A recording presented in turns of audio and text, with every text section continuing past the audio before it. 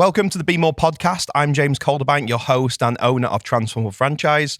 I'm on a mission to better myself and help you do the same by sitting down with inspiring guests who share their stories, lessons, and strategies to be more. And together, we'll uncover how you can be more in business and life. So let's dive in.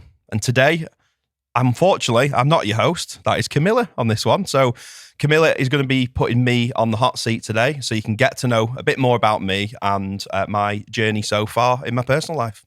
Exciting. I'm just buzzing to be living out my presenter and host dreams, just taking over from you. So yeah, I thought this would be a really good opportunity because you've been the host and you're delving into everyone else's stories. But a lot of listeners are probably thinking, well, what about James? What's the story with him? So first and foremost, we're going to do a get to know the CEO, some quick fire questions because you're normally the one with all the power. And today I have the power. So just an FYI, I'm not being rude on my phone during the podcast. I'm reading the questions from here. Disclaimer. So James, cardio or weights? Weights. Early morning workout or late night session? Early morning. Tracksuit or tailored suit? Tracksuit. Love it. Brainstorming on a whiteboard or solving problems on the go? On the go. Really? You love a whiteboard. Well, I suppose every day is just on the go mainly. But yeah, I do. No, sorry. So if I have time to strategically plan in my diary, yes. Yeah. Whiteboard with everyone, problem solve. But yeah, but it's usually day to day. So stationary whore alert. Work hard or work smart? Both. I knew you were going to say that. Always a problematic with the when someone says, like, "Oh, work hard, not smart." So if you can get the same result as you do that you can get in a day working hard, but you can get in an hour. So over 8 hours, why don't you just work smart 8 hours a day around 1 hour a day? So you would go option C, hybrid. Yeah. All of the above. Team meetings face-to-face or virtual? Face-to-face, but I don't feel it's that productive to do face-to-face all the time. Travel, traffic, pulling everyone in. It's an hour either side of people traveling that they could be actually working. So love it. Yeah. ADHD, blessing or curse? Depends what sector of my day you're asking me in.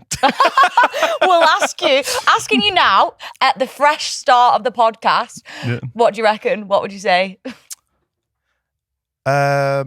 ADHD is definitely a massive advantage for me. Yeah, I love it. And we'll delve into more of that later. What I'll say is on that, before we delve in, you can either have a really reliable Volvo that, is consistent, but it's not going to blow you away. Or you can have a Ferrari that you're going to drive around, crazy. It's going to get you where you want to be fast. It makes an impact, but it breaks down a lot. So, I love that. I'd say ADHD is the Ferrari, yeah. Love that analogy, actually. I've never heard that. Well, it's a James Calderbank original. Book or podcast? Book. Sorry, podcast. I was going to say. Sorry, no. Literally. Sorry, blasphemous. No. Sorry, no. Sorry, I got. Let me do that one again. again. Conclusion, before I even listened properly. Right. So, a book or an audio book and the podcast. Are they listening to a book? Yeah, you're trying to find loopholes, which I love. That's like your personality to a T. Trying to, There's always a way. There's always a way, and I like that. Podcast, great. I love that. Dream car. Is it classic or is it modern? Modern. Yeah. Okay, more satisfying, closing a big business deal or catching a massive fish? It's a tough one, that. That is so funny that you're actually thinking about that. Most people closing a business deal. We've all seen the pictures of James holding fish, which is literally a method of contraception. When everyone always says that when they see a man holding a picture of a fish, it's the best contraceptive method. It's not my display picture on Tinder, though, so it's all right. Definitely a business deal. It depends what it is. If it's just something small, but if it's something new and big, obviously the business, because the business deal is actually going to make my life improve. And hopefully. You have to put the fish back, don't you? Yes. Whereas you don't have to put the business deal back, so that's always a win. Correct. Yeah. Love that. James. Depends if it's a good business deal or not, because not every deal's a good deal. So true. That's very true. So that concludes the quick fire. Okay. Which, I feel like it's quite difficult to actually say one or the other, isn't it, with those? I chose good ones. Right. Okay, so I feel like this part of the podcast is essential for getting to know your story. So I obviously know a little bit about how you started. I know you're from Preston. I know how you started in terms of you were a PT. But I feel like for the listeners' sake, why don't you tell the story as to how it started and how you are where you are today? What's the story of James Calderbank? It's been a bit of a whirlwind, to be honest. So, as far back as I can remember, probably this goes all the way back to when I used to work in a school, right? I used to work at a school in Preston as an IT technician. Anyway, basically, I went to do business studies at college after school. Always very hands-on, always like business things, I'd go and wash people's cars and stuff Love to get that. some money, because my mum always taught me, she was like, well, we can have that, but you've got to go and do this. So from a young age, she's always taught me to work hard. So, you don't just get everything for nothing ultimately. So that kind of, I didn't realize at the time, but that stuck me forever, I think. But from a business point of view, yeah, I've always been super interested. One day, I think I was going for a walk through Lytham with my family. I was a kid, and I saw this picture. I saw this actual car, a new Audi. I think it was the first Audi R8 at the time. Well, no, it was. And I was like, I want one of them. I must have been 8, 9 at this point, maybe 10. I can't remember. It was at 2009. What was the first one? 2004? Did it come out? Yeah, so it must have been 10 or 12 or something like that. Anyway, I was young. Yeah. And then I just wanted to do everything I possibly could to be able to buy that car. So that's kind of what started me off, wanting to do more and more business. So I went to do business studies at college. Absolutely hated it. Had a teacher teaching me who'd never owned a business. So I was like, this is stupid. So still didn't know what to do. So I went and did media studies with some of my friends. Got absolutely wasted on a trip in Paris. So got kicked out of college. Then didn't know what to do after that. So I went and did an IT Microsoft diploma or whatever it was. And then managed to, I don't know how, but wing my way into a job as an IT technician in a school. Hated that as well. And that's, I won't name the name of the person in case you have listens to this. But that taught me exactly who I didn't want to be as a boss. My line manager. That early experience. Oh, she's horrendous, yeah. Anyway, so cut a long story short, I hated it that much. I just started going out more at weekends with my friends, and and then eventually I just become a bit of a bum really for a year or two, partying, getting up to God knows what. You can probably work that out for yourself. Yeah. And I just I think I was walking back from a party in the middle of the night. I can't remember, and I was just like, this is enough now. I need to change. So I was never fat, but I was a few stone overweight, and you never look at me and go, right, he's massive or anything. Tall but not wide. And I was like, I need to get myself in shape. And then one of my friends at the time, he was getting into training, so I get naturally super hyper focused on anything I do. So yeah, and that's the superpower, I think. And that is the superpower, going back to the ADHD question. So got in shape, did some photo shoots, did a physique competition stuff with all shorts on stage, got in shape, and then ended up becoming a personal trainer. I think I was 20. From IT technician to personal trainer. I love that. So anything is possible, which I love. Just a quick question from me. Are your mum and dad entrepreneurial? Are they business owners? What's the kind of background there? So my dad's a director for a plastics manufacturing company. Yeah. So I always remember him being young age, just working so hard all the time. So I've kind of learned that from him. So, just to keep the family where it is, and, have a good house and a good upbringing for us all. He worked his absolutely nuts off. So my dad's director of a company, and then my mum's worked in accounts with my dad and worked for a bank and stuff. So great. I wouldn't say entrepreneurs, but they've drilled amazing things into me from being young. So great, I love that.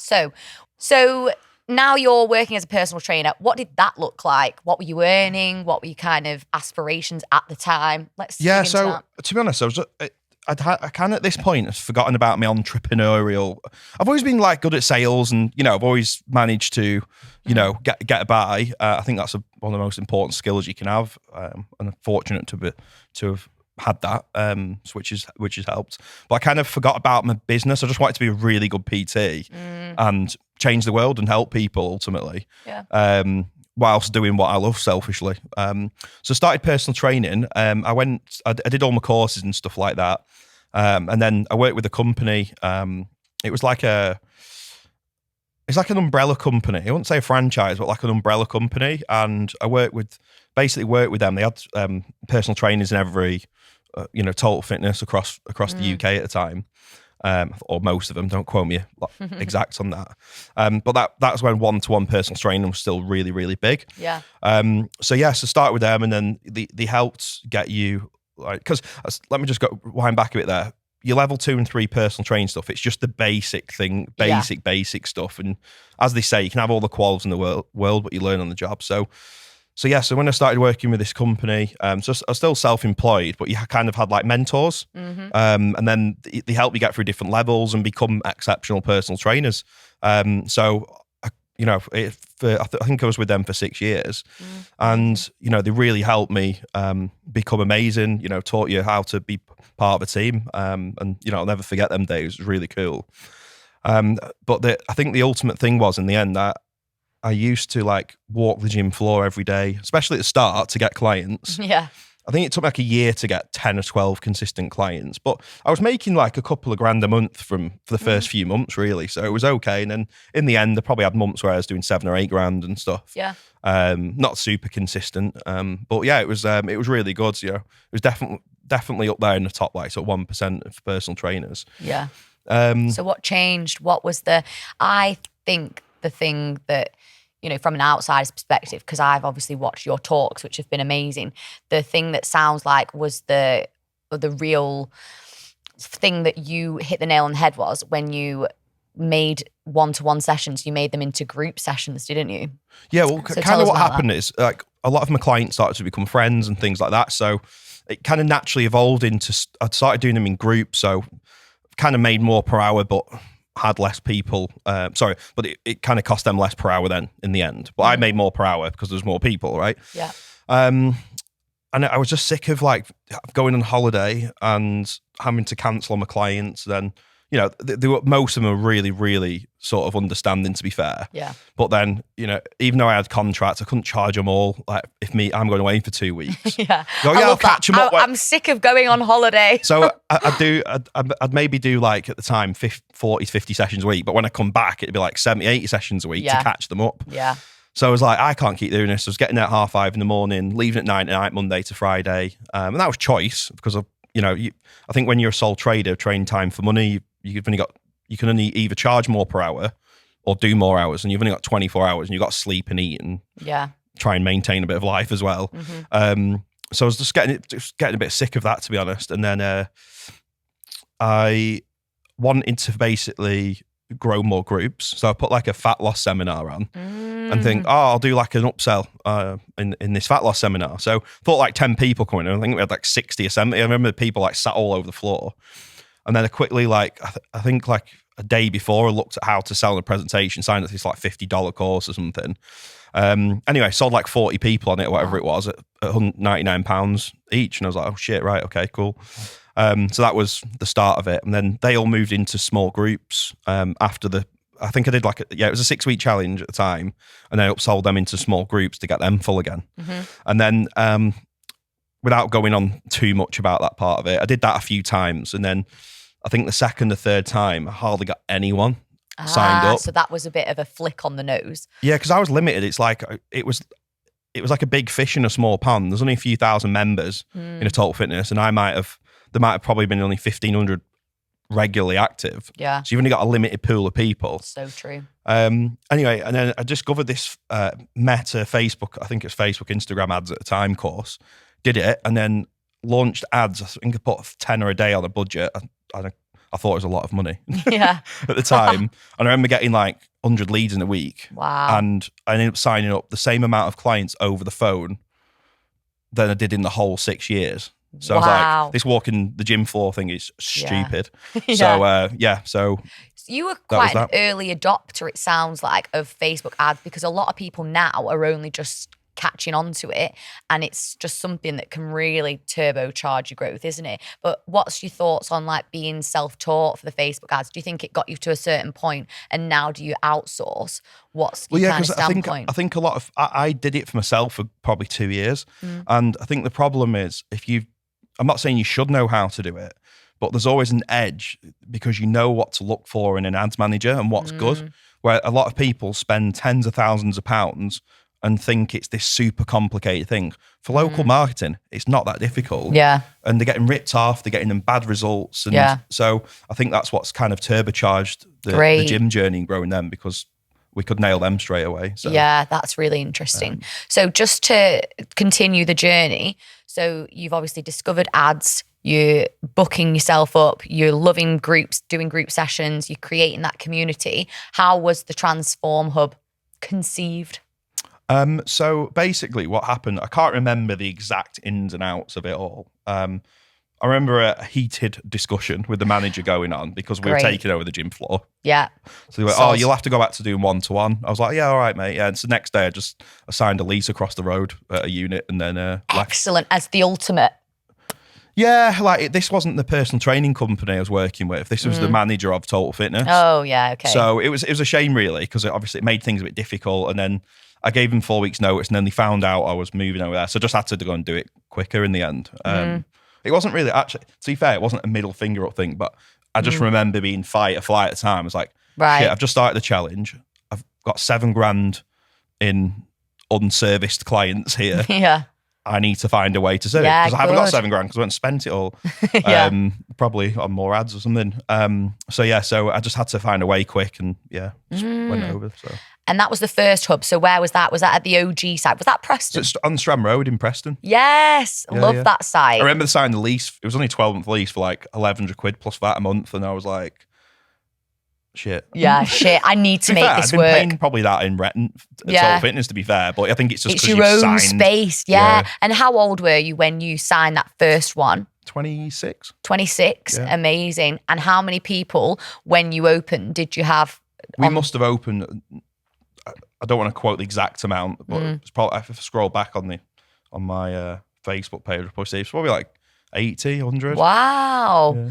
Amazing. So I love that. So Preston was the first site. And then how did you actually make it into a franchise? Because I feel like you say it was almost an accidental franchise, which I love, speaking very candidly on the topic. Yeah. But how did, because the business. So what happened was, right, so the first site, I used to, because the idea came because if you're doing local targeting for clients, no matter what industry you're in, you better target in specific genders and having sort of copy and pictures that relate to that age and gender. Specific, right? Because you'll get more clicks and more opt-ins and more data and more sales. Yeah. Okay. The more you can niche down your audience on there, the better result you're going to get. So we just found that we were getting a lot more women's leads. They were cheaper on the whole. So we basically kept that current one as a men's only gym, and we called it Men's Hub for a bit. Yeah. It was like a trial kind of thing. And then we kept Transform Hub as a ladies only because we ended up splitting them into different classes. I thought, we're going to niche down here. Men don't want to train with women. Yeah. And then we moved the ladies site up to Preston, and they both work really well. And then later on, we go, well, are we? Is it that much of a niche by having split gender gyms, or is our niche the results and what we actually provide? Yeah. So that's the route we end up going down in the end. And after a few men and women only gym, and they still both work. We've still got men's hubs and we've still got women's only transforms today. We've not changed them really. We've had one or two sites merge, but we've still kept the OG ones like that. They still work great, and the community is amazing. Yeah. So that's kind of how we did it. So we opened the forward sites to 2 in Preston, and then we got one over in Bamber Bridge in Preston. And then just as we were about to open that, we went into lockdown. Yeah, surprise. And we'll save the lockdown sequence for the next part.